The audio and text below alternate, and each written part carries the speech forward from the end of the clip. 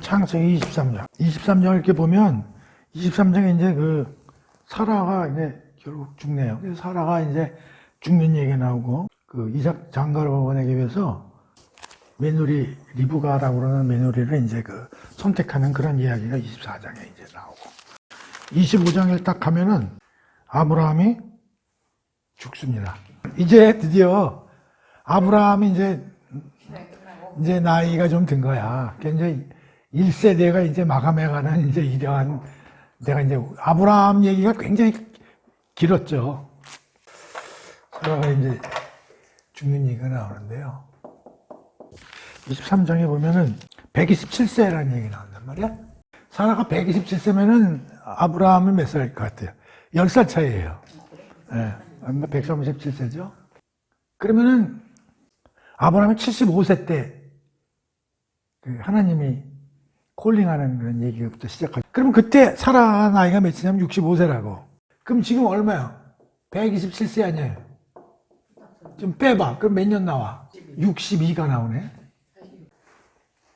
아브라함하고는 뭐 한참 이전부터 결혼을 했을 테니까. 그러니까 하나님과 불러서 교제를 시작하는데 벌써 60년이 흐른 거야.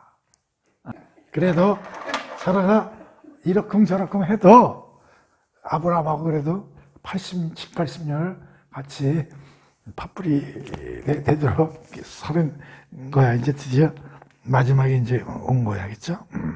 그럼 도대체 사라의 삶을 한번 쭉 살펴보면은 어떤 생각이 드는가. 이제 신학자들이 이제 찾아보니까 사라에 대한 얘기가 그렇게 많이 나오진 않는데 신약 성경에 이제 다른 성경에 보면 이제 한 두 군데 이제 나온다는 거죠. 이사야의 51장에 1절에서 2절하고 베드로전서의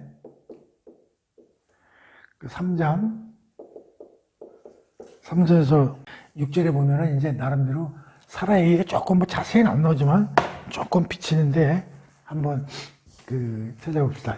이게 찾아보는 재미가 있어요. 근데 여러분들 혼자 공부하면 이런 것들 찾지 못해. 어디에 무언 얘기, 그렇죠? 그래서 이게 좋은 서적들이나 신학자들이 연구해 놓은 걸 이렇게 같이 보는 게 굉장히 중요합니다. 51장 2절. 곧 너희는 너희 조상 아브라함과 너희를 낳아준 사라를 생각해 보라. 여기 이제 아브라함 같이 사라 얘기가 나오네요. 니네 최고의 조상인 아브라함과 사라를 한번 생각해 보라는 거야. 내가 처음 아브라함을 불렀을 때 그는 혼자였고 자식이 없었다. 그렇지만 내가 그에게 풍성한 복을 주어 그의 자손을 엄청나게 많이 하였다. 이제 그런 얘기가 이제 나오고요. 베드로전서를 한번 또 찾아볼게요. 3절에서 6절까지 내가 한번 읽어볼게요. 여러분의 아름다게 아마 이제 베드로가 크리스천들한테 얘기하는데 특히 아마 여성들한테 얘기하는 내용인데 여러분의 아름다움은 겉모양에서 나오는 것이 아닙니다. 그러니 머리를 꾸미거나 보석으로 치장하거나 화려한 옷을 입거나 해서 겉모양을 공들여 단정하게 하는데 신경을 많이 쓰지 말고 4절 도리어 세월이 아무리 흘러도 빛바래지 않은 온유하고 정숙한 마음가짐을 갖춤으로써 여러분의 속사람을 가꾸도록 하십시오. 이것이야말로 하나님께서 보시기에 진정 값진 것입니다. 그러면서 전에 하나님께 소망을 두고 살았던 거룩한 여인들도 이와 같이 자신의 속사람을 단정하게 함으로써 자기 남편에게 순종하였습니다. 그러면서 6절에 봐.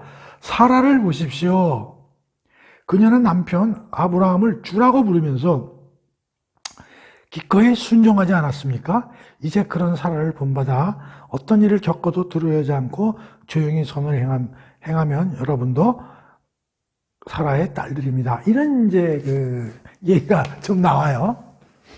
그러니까 이제 베드로가 이제 나름대로 아마 이제 교인들한테 아마 여성들, 신도들 대상으로 이렇게 얘기하는 거야. 옷에 신경 쓰지 말고, 겉에 신경 쓰지 말고, 진짜 아름다움은 뭐요? 마음을 잘 다듬은 것을 정결하게 하는 게, 그게 중요하다. 그러면서, 얘를 뭘 들어요? 아, 사라를 듣는 거예요. 그러니까 사라가 뭐 여기서 굉장히 그 하나의 모델로 나오지만 사라 사실 뭐 잘못한 게 많지 않습니까? 여러분들 아는 것 중에 뭐 한 몇 가지만 그 우선 그 종이 뭐 억셉트를 했는지 아니지만 그 자기 남편한테 강제로 어떻게 됩니까? 첩으로 보내지 않습니까? 그 늙은 아브라함한테 그냥 들이미는 이런 거. 그 다음에 또 뭐랍니까? 또 그렇게 해놓고 또 하가를 어떻게 합니까? 학대하죠? 그 하나님 천사가 나타나서 내년에 그 애 출산할 거라 그랬더니 피 부수면서 하나님을 의심하는 이런 삶도 보여줘요. 그러나 전반적으로 볼 때 믿음이 강하고 나름대로 내조를 잘했고 이런 선지자들이 볼 때 사라야말로 어떻게 됐다? 모든 여성이 갖춰야 될 모범 여성으로 지금 성경이 이야기하고 있다 이런 얘기예요. 그러니까 사라가 이렇지만 나름대로 모범 여성이 된 뒤에는 누가 하나님이 콜링해서 케어했기 때문에 그렇게 됐다는 그런 얘기죠. 내가 이거 오늘 새벽 3시에 좀 읽어본 거거든요. 오늘 좀 설명을 해야 되기 때문에 쭉 읽어봤는데 내가 여기서 그동안에 그 사라가 여러 번 그 시원치 않은 아브라함 때문에 곤욕을 여러 번 치렀죠. 애굽에 내려가가지고 끌려가고 누이라 그래가지고 또 아비멜렉한테 또 끌려가가지고 곤욕을 치르죠. 그때 하나님이 전부 나타나서 어떻게 됩니까? 전부 사라를 방어해 주잖아요.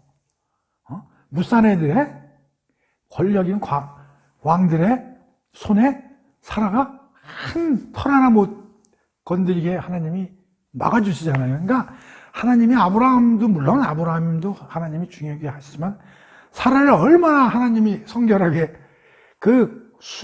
여기에는 간단하게 그 2가지 사례밖에 안 나왔지만 사라가 얼마나 사람의 눈을 아마 길거리 다니면 문남자들이 다 쳐다봤을 거예요. 왜냐하면 이 왕들 궁예까지 그의 미모가 들어갈 정도니까 여기에는 그런 중요한 얘기만 나오니까 아마 내가 보기에 살면서 얘네 우리 어머니하고 비슷했을 것 같아. 이렇게 다니면 이렇게 광치고 수많은 놈들이 쳐다보고 침 흘렸을 것 같아. 그 하나님이 전부 막아주신 거잖아요.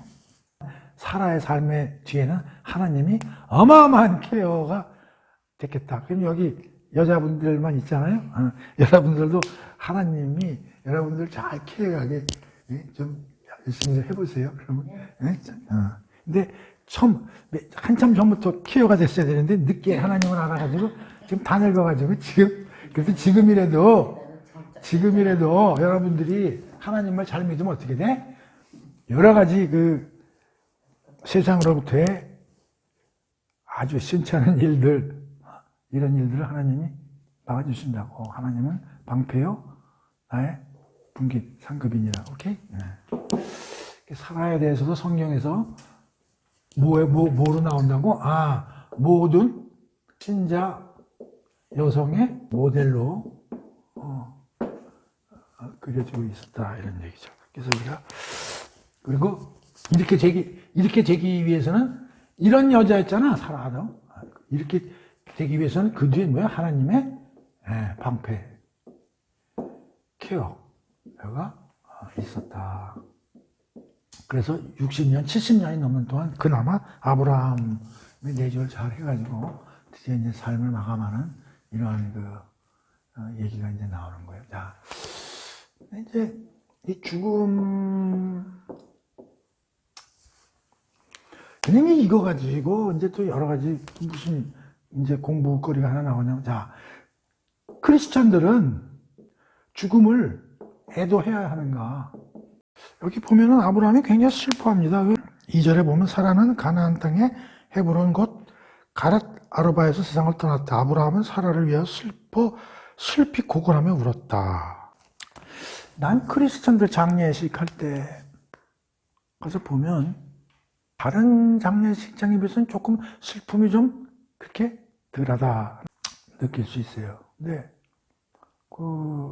왜 그러냐면 우리가 그 성경에서 신학적으로 말하면 죽음을 그 슬프긴 하지만 그 기독교는 죽음이 끝이 아니잖아요. 그렇죠? 우리가 그 맨 첫 시간에 세계관 가치관 공부하면서도 7가지 중에 4번째 죽음을 어떻게 이해를 해야 되는가 사상과 종교들에 대해서 얘기를 했지만 기독교는 죽음이 오히려 죽음이 뭐요? 새 생명, 영생의 오히려 출발점이다 이렇게 보거든요. 그러면 슬퍼할 이유가 전혀 없지 않습니까?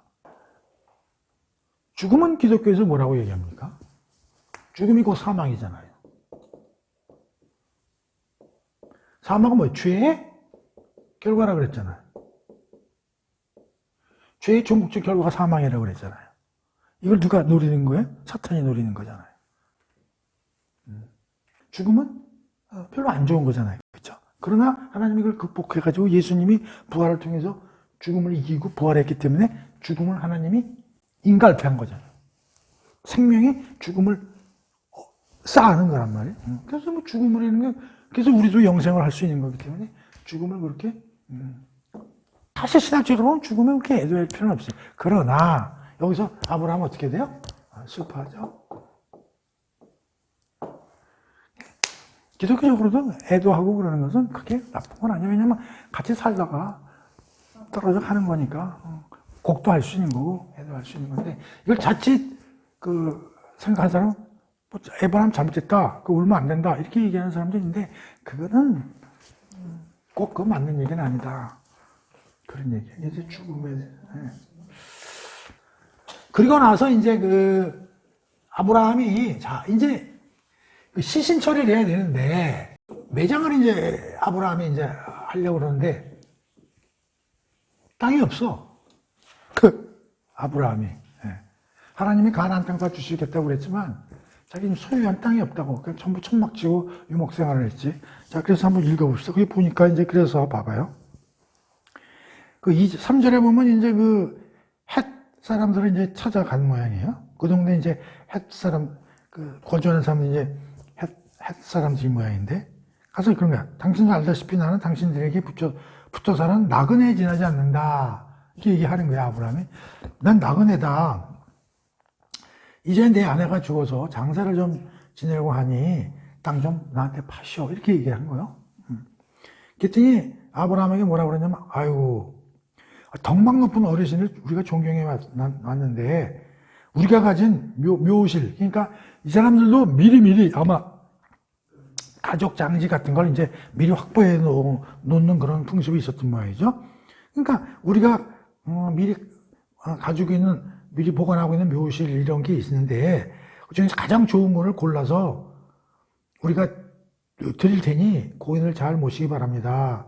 어르신이 묘실을 쓰겠다고 하시면 우리들 가운데 누구도 맞이할 사람이 없습니다. 자, 근데 참 아브라함이 그러니까 진짜 죽기 전에는 굉장히 신앙이 아주 극도로 올라가가지고 삶을 하나님 말씀대로 실천을 해서 주위 사람들에게 어떻게 됐어? 존경받는 사람으로 인식이 됐던 것 같아요. 그러니까 주위 사람들이 아유 당신 그동안에 우리 지역에서 내가 당신을 보니까 그렇게 참 훌륭하게 사셨으니 그 뭐 우리가 그 장지 정도야 우리가 그냥 무료로 드릴 테니까 잘 장례를 모시고 이렇게 나온단 말이요. 그리스도인 이 정도는 돼야지. 지난 시간에 배웠지만 안 믿는 사람이 그러니까 지난번에는 아비멜렉한테 핀잔을 받아요 안 받아요? 받잖아요. 근데 벌써 이게 한참 이게 벌써 그 이삭의 번제 사건 이후에 벌써 몇 년 정도 한 20여 년 지난 그러니까 20여 년 동안 신앙이 또 쫙 최고지로 오른 거야. 그렇죠? 그래서 이제 아브라함은 말이라도 너무 고맙잖아. 그래서 이제 감사합니다 하고 이제 몸을 90도로 굽혀서 이제 절을 한 거야. 그런 후에 아브라함이 말했다. 그 에브론이 소유한 그 밭의 끝자락에는 막벨라 굴을 이쪽에 이제 좀 아브라함이 마음에 들었던 모양이지. 그 제가 좀 저한테 좀 팔라고 전해주시오. 값은 충분히 드릴 테니 그거 좀 팔게끔 도와주십시오 주위에서 이렇게 얘기를 한 거야. 그래가지고 이제 그 에브론도 햇사람들 사이에 앉아 있었다. 그는 성문 부근에 나와 있는 햇사람들이 듣는 가운데 아브라함에게 이렇게 이제 말을 하는 거예요. 어르신 제 말을 들어보시오. 제가 그 밭을 그냥 드리겠다. 그러니까 굴만 드리는 게 아니라 밭까지 다 싸잡아서 다 드리겠다. 이런 얘기예요. 저는 이럴 때 우리 동족들이 모두 지켜보는 가운데 어르신께 그 밭을 드리도록 하겠습니다. 어르신은 그곳에 고인을 모시도록 하겠습니다. 그러니까 이 아브라함의 그 삶의 칭송이 아마 전 지역에 이제 이르는 것 같아. 그 옛날 경주 최씨 부자 정도 되는 그런 그 행동을 한 것 같아. 그죠? 하나님, 그러면서 여러분이 이렇게 생각하세요. 야, 아브라함 이제 많이 컸네. 그렇게 누가 키웠어? 하나님이 키운 거라고. 그러니까 성경은 항상 하나님이 일하시는 게 중점을 주는 거예요.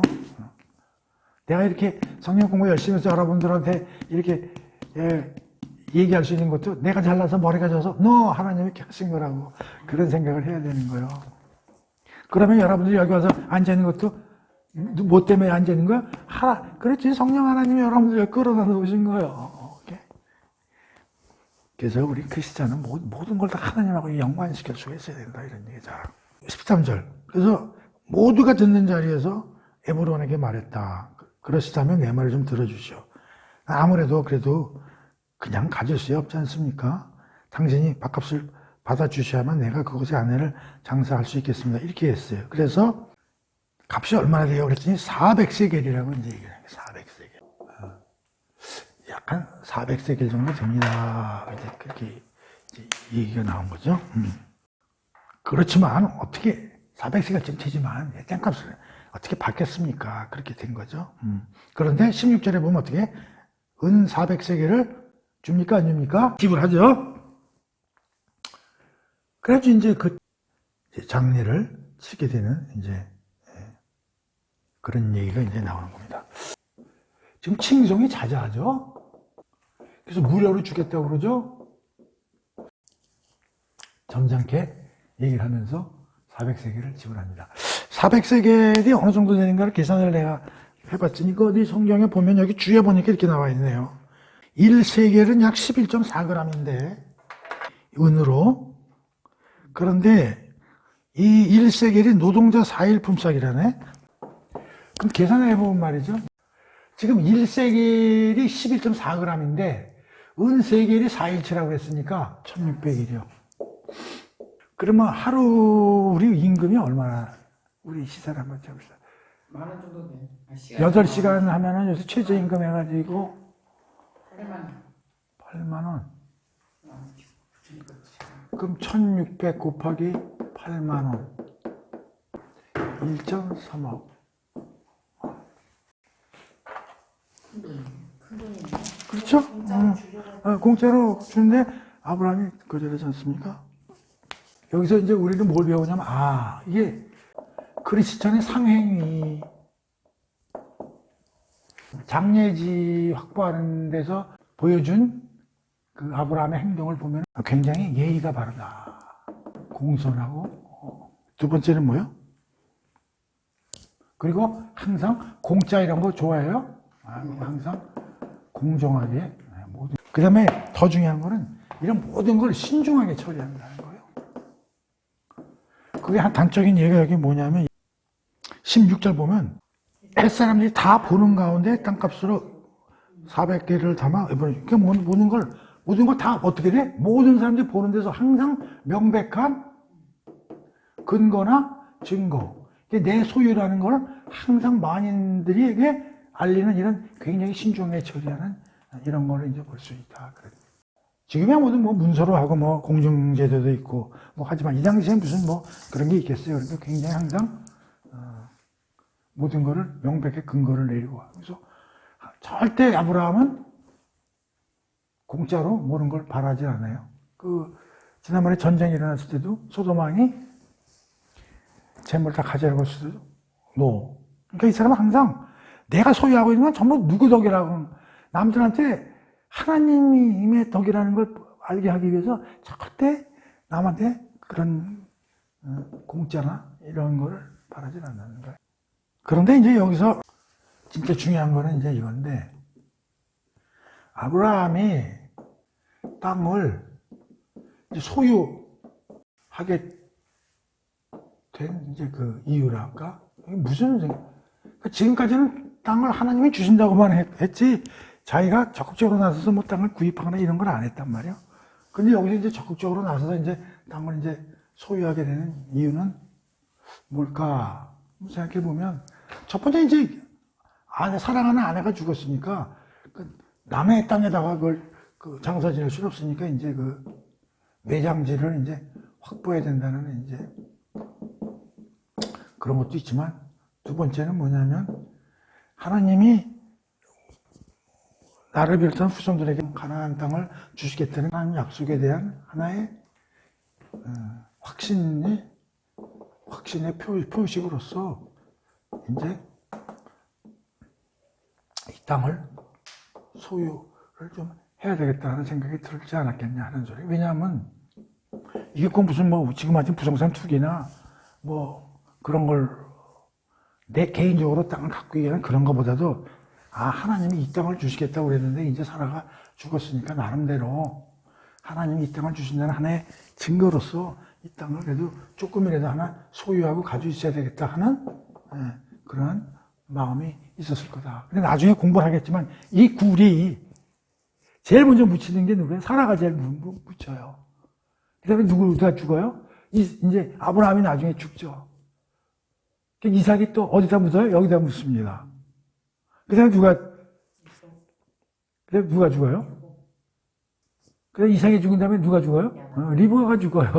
그 다음에 야곱도 여기 묻힙니다. 그러니까 이게 굉장히 중요한 이제 땅 지역이 되는데, 그러니까 이게 이제 어떠한 자기 소유권을 확보하기 위한 생각이 아니었다는 게 어디서 나타나냐면 잘 보세요. 여기 보면 그 23장 그 4절에 보면 뭐라 그러냐면 이렇게 얘기합니다. 땅을 이제 사고자 이제 얘기를 하면서 나는 당신들에게 붙어서는 나그네에 지나지 않소. 그래서 나그네라는 얘기를 한다. 이제 신학자들이 뭐냐면 아브라함은 이 땅을 소유하게 된 건 물론 장지가 필요했지만 이 땅을 꼭 이제 소유하고 갖고 있어야겠다 그런 의미보다는 아브라함은 자신이 이 세상에서 나그네임을 너무나 잘 알고 있었다는 얘기예요. 그럼에도 불구하고 이거를 갖다가 확보한 것은 이 땅은 하나님이 주실 땅에 대한 하나의 확신의 하나의 표식으로서 갖고 있는 데 의미가 강한 거지 자기가 그걸 확보해가지고 소유하겠다는 의식이 강했던 건 아니다. 이제 그런 얘기들을 신학자들이 이제 하고 있는 거예요. 그러니까 우리는 항상 뭐요? 나그네다 생각을 했다는 거죠. 그걸 왜 이런 얘기를 신학자들이 하냐면 히브리서 그 11장 13에서 16절을 찾아 보시기 바라고 빌립보서 3장 20절 두 개의 구절인데 한번 찾아보겠습니다. 그 히브리서 11장은 믿음장이라고 하는 거예요. 그러니까 히브리서 11장에 구약의 선지자들 중에 믿음의 조상들에 대한 이야기를 히브리서 11장에 많이 써놨기 때문에 그 11장에 보면 쭉 어떤 사람들 이야기가 나오냐면은 4절에 보면 그 가인과 아벨에서 아벨 얘기가 나오고요. 그 다음에 5절에서는 에녹 얘기가 나오고 그 다음에 7절에서 노아 얘기 나오고 그 다음에 8절부터는 아브라함 얘기가 쭉 나온단 말이에요. 13장에 보면 한번 보겠습니다. 이와 같은 사람들은 앞에서 얘기하면 노아, 에녹 이런 사람들이지. 이런 믿음의 사람들은 믿음을 따라 살아가다가 죽었다. 비록 그들은 살아있을 동안에는 약속된 것을 받지 못했지만 아브라함 같은 경우도 지금 자기가 살아있을 동안에 가나안 땅 하나님이 주시겠다고만 그랬지 약속만 받았지 실제로 그걸 받은 적은 없는 거예요. 그렇죠?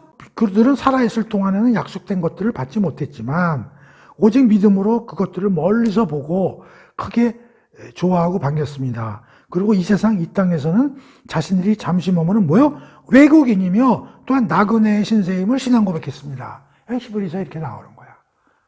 특히 여기 아브라함도 여기 포함되거든요. 그러면서 15절 만일 그들이 떠나온 세상 고향을 생각하고 있었더라면 그들에게는 돌아갈 기회가 얼마든지 있었습니다. 16절 그러나 그들은 실상 더 좋은 고향 곧 하늘나라를 갈망하고 있었습니다.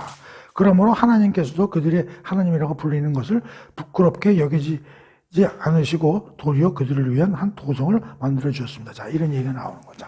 그러니까 아브라함이 뭐요? 아브라함은 히브리서에 보면은 어디를 바라고 있었다는 거요? 하나님 나라죠. 종국적인 갈망처는 어디요? 하나님 나라와 하나님 나라. 하나님 나라가 뭐요? 하나님이 통치하시는 세상. 그런데 여기에 그나마 땅을 소유권을 확보한 건 뭐요? 그것은 하나님이 주시겠다는 약속에 대한 일종의 표식으로서 갖고 있었다는 거지. 그가 바라본 것은 하나님의 나라였다. 그게 뭐요? 히브리서 11장 13절 16절까지. 믿음의 사람들은 항상 뭐를 갈망한다? 우리가 돈 있으면 아파트는 사야지. 그러나 그거는 항상 뭐요? 일생인 장소라는 얘기야. 그렇죠?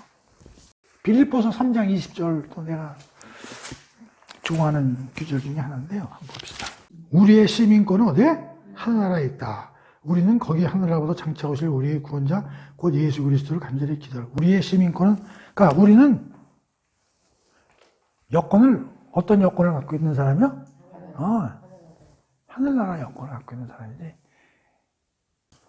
사라의 죽음과 그의 장례지를 구하는 그 아브라함의 그 실천 행위 등을 통해서 우리가 공부해 볼 수 있는 그런 것들을 좀 찾아서 공부를 해봤습니다. 뭐 이거와는 크게 관계는 없는 얘기지만 성경에는 어떤 땅에 대한 규절들이 있는지 몇 개 찾아봅시다. 이런 것도 공부를 해놓으면 좋아하자. 창세기 23장 4절하고요. 레위기 25장 23절, 그 다음에 시편 39장 12절. 창세기 23장 4절에 이제 나는 나그네다, 이제 이런 규절이 나오는 거고요. 레위기 25장 23절 한번 찾아봅시다. 너희는 땅을 영구히 사고 팔 수가 하지 말아라. 땅은 본디 나의 것이고, 나는 누구야 여기서? 하나님이죠? 너희는 단지 내 땅에 몸붙여 사는 나그네일 뿐이기 때문이다.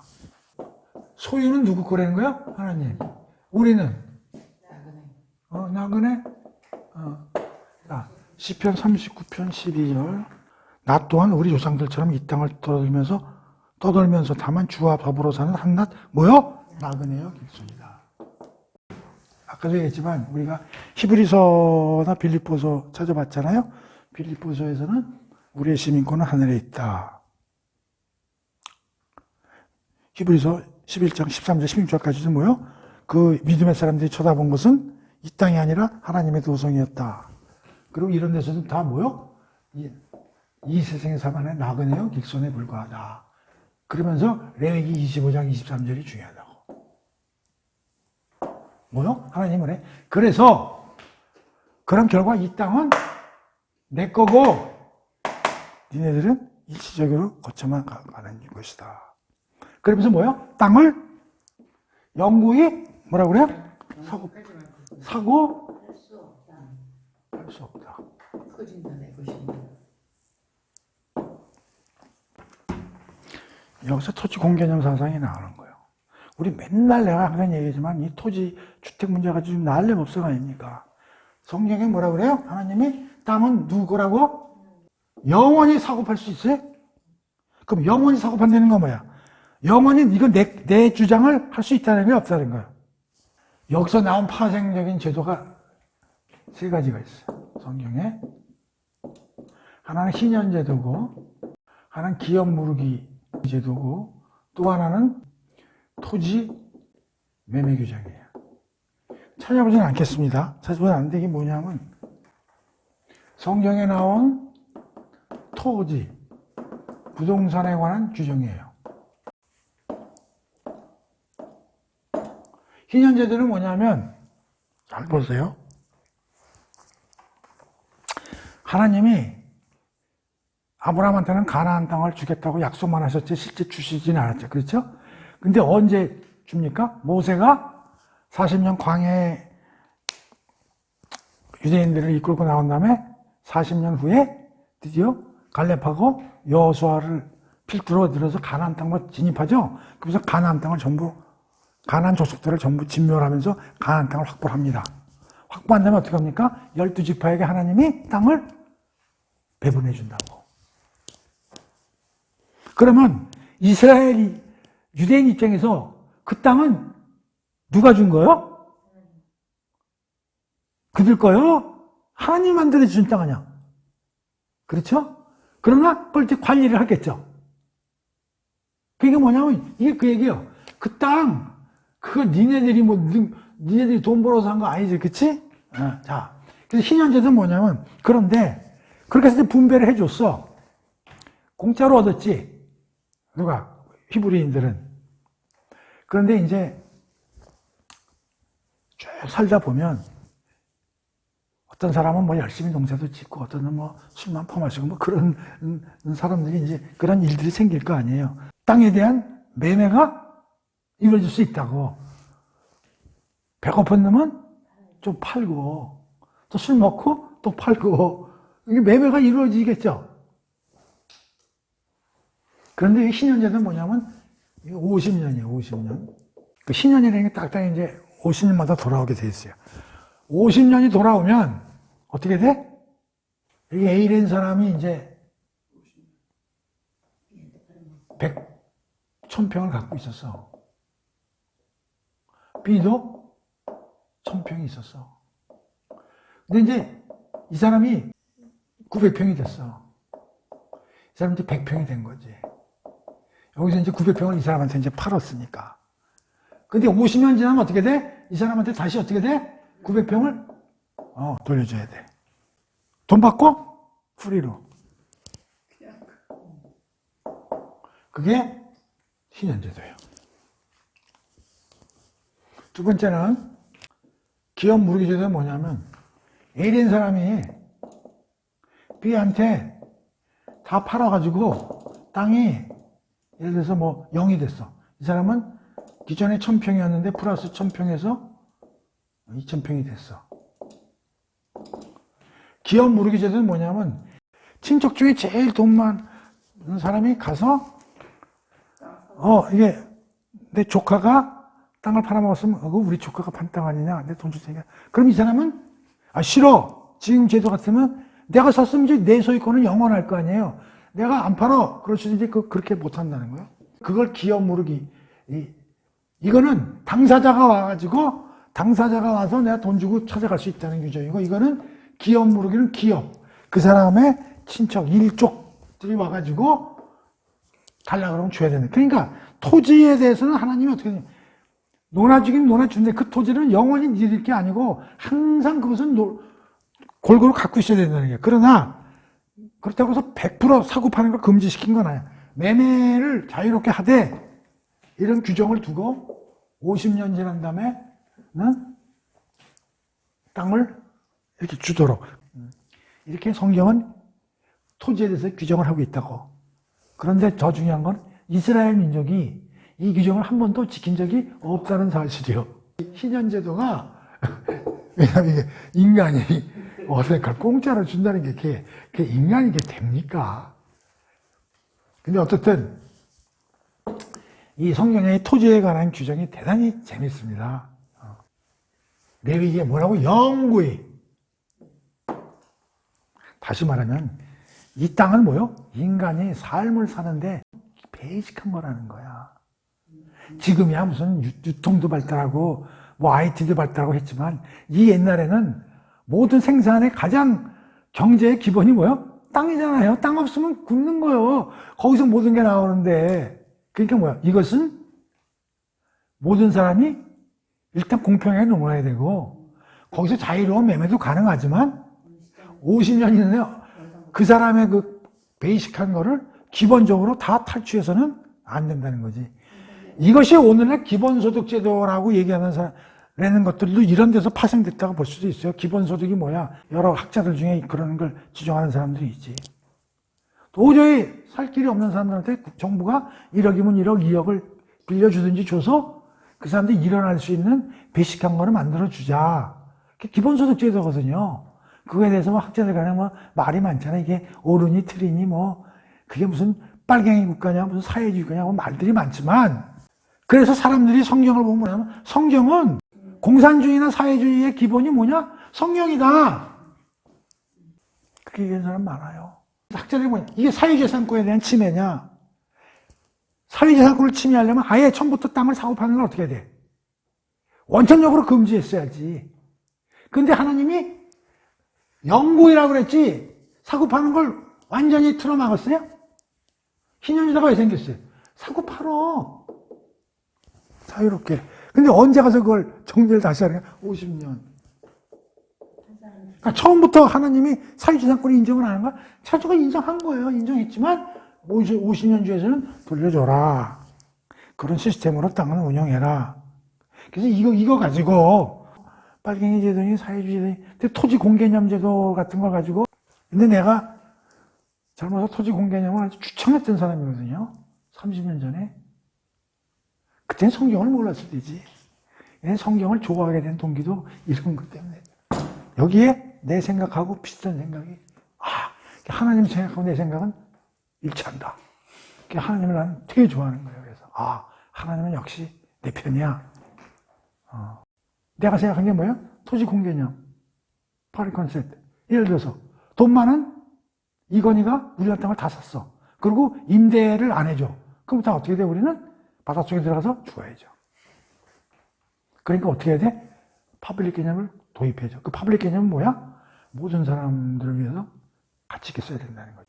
어떤 놈이 한강을 통째로 샀어, 어떤 놈이. 그리고 일체 거기에 어떤 놈도 식수를 못 쓰게 해. 그럼 거기에 당연히 뭐가 들어가야 돼? 파블릭 개념이 들어가야지. 공적으로 규제가 들어가야 될 거 아니에요. 그걸 우리는 공공재 그러는 거예요. 경제학을 공부하면은 공공재라는 게 나오는데 이 땅도 공공재예요. 땅 한 편이라도 늘릴 수 있습니까? 다른 거는 공장에서 막 찍어내기도 하고 안 찍어내기도 하고 그러니까 그 땅을 찍어낼 수 있어요? 공기 찍어낼 수 있어요? 물 찍어낼 수 있습니까? 그런 것들은 인간이 할 수 없는 것들. 그런 것들은 모든 사람들이 공통적으로 매점매석도 못하게 하고 공통적으로 사야 된다. 그래서 내가 여러분 국사 공부했는지 모르지만 국사 공부를 하다 보면요 재밌는 게 있어요. 옛날에 이조시대나 이런 데도요 왕권이 바꾼다든지 큰 반정이 일어난 다음에 제일 먼저 하는 게 뭐예요? 토지개혁이요. 근데 신하들이 갖고 있는 걸 일부 왕이 뜯어가지고 국민들한테 되돌려주거나 그럼 또 여기서 또 그 있는 놈들이 뭐 난리치지. 왜 우리 조상 우리 임금님이 우리 가문에 준 땅을 왜 네가 그걸 뺏어가지고 옛날 그 왕정 시대에도 정권이 바뀌었을 때 개혁의 첫 번째 넘버원 주제가 뭐예요? 토지야. 그리고 토지 안에서 일어나는 세금 얼마나 국가가 거기서 지주가 얼마나 뜯어가고 세금을 얼마나 내는가 그런 문제거든요. 대단히 중요한 문제인데 이거를 소홀히 한다 이러니 정치가들이 관료들도 그렇고 우리가 성경에 있는 그 땅에 대한 사상과 하나님이 보시는 땅에 대한 컨셉을 잘 이해를 해야 돼요. 이게 무슨 공산주의 빨갱이 베이식한 인형과 뭐 비슷하다 있다고 되지 않는 생각을 벗어나서 도대체 하나님이 왜 이런 시스템을 도입을 했을까 하는 걸 우리가 고민을 많이 해야 되는데 오늘 이거 공부하는 시간은 아니고요. 이거 가지고만 해도 또 수십 시간 공부해야 되지만 오늘 아브라함이 사라의 장지를 구하러 다니는 그 이야기를 통해서 좀 성경에 있는 땅에 대한 시스템이 어떻게 되는지 좀 냄새를 맡아보시라 하는 차원에서 얘기를 하는 겁니다. 이렇게 참고하시고 우리의 믿음의 사람들의 생각은 이 땅에 있는 부동산에 있는 게 아니라 어디에 있어야 된다고? 하나님 나라 도성에 있다는 것. 그리고 여기에 사는 건 뭐요? 우리가 일시적으로 나가내야 되는 걸 알아야 되고. 이건희가 몇 년 만에 누워가지고 있다 죽었습니까? 내가 하늘 물어봅시다. 이건희가 가지고 있는 땅이 기업 몇 평이나 될까요? 엄청 많겠죠? 그러나 이건희가 병상 누워가지고 자기가 몸담고 있는 건 침대 한 평도 안 되죠? 인간은 그런 거예요. 지가 수만 평 있으면 왜? 지가 움직여서 기동할 수 있는 땅은 한 평도 안 돼요. 근데 뭘 그렇게 대단하다고 아파트를 수백 개씩 가지고 저거 뭐야 저거 공기청정기 100만 대씩 가져라. 야, 그거 상관없어. 그건 우리는 관심 안 둬. 그러나 땅을 내가 수백 평 가지고 있다? 그거는 우리가 관심을 가져야 된다는 거죠. 그건 안 돼요. 그거는 철저히 막아야 됩니다. 그러니까 우리가 부동산과 땅에 대한 개념을 잘 공부를 해놔야 되는데 정치가들이나 관료들이 성경 공부를 안 해. 몰라. 뭐가 뭔지를. 그래서 23장 땅에 대해서